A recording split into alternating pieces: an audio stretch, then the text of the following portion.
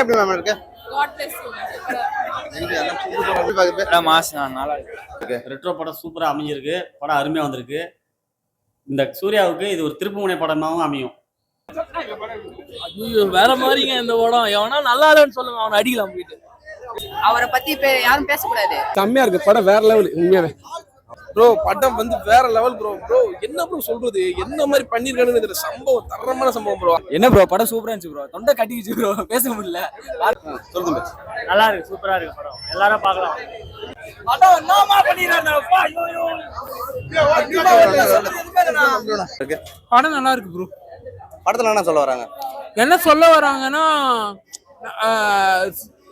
Story வந்து ஒரு எமோஷனலா ஆரம்பிச்சு அதுக்கப்புறம் வந்து மெசேஜை எடுத்துக்காத அந்த மாதிரி ஒரு ஸ்டோரி வந்து சொல்லியிருக்காங்க.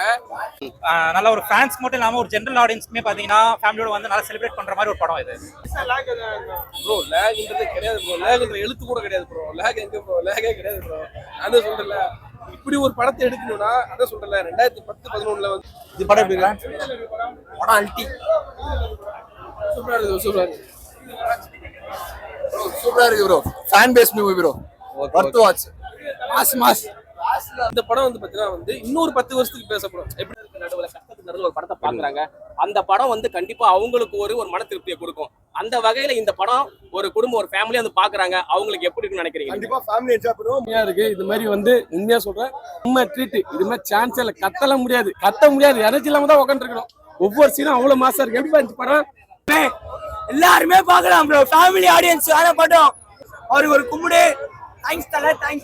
ஒரு ஃபேமிலி சப்ஜெக்ட் தான். ஃபேமிலி சப்ஜெக்ட் வந்து கரெக்டான வேல வந்து எப்படி பிரசன்ட் பண்ணிட்டாப்ல. அந்த பிரசன்டிங் வந்து பாத்தீங்கன்னா வந்து யாருனாலுமே பண்ண முடியாது. ஒரு ஜாலியா இருந்துச்சு, பயங்கர என்டர்டைன்மெண்டா இருந்துச்சு.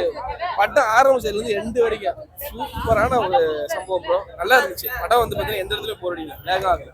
யாரா வெறியா இருக்கு ப்ரோ.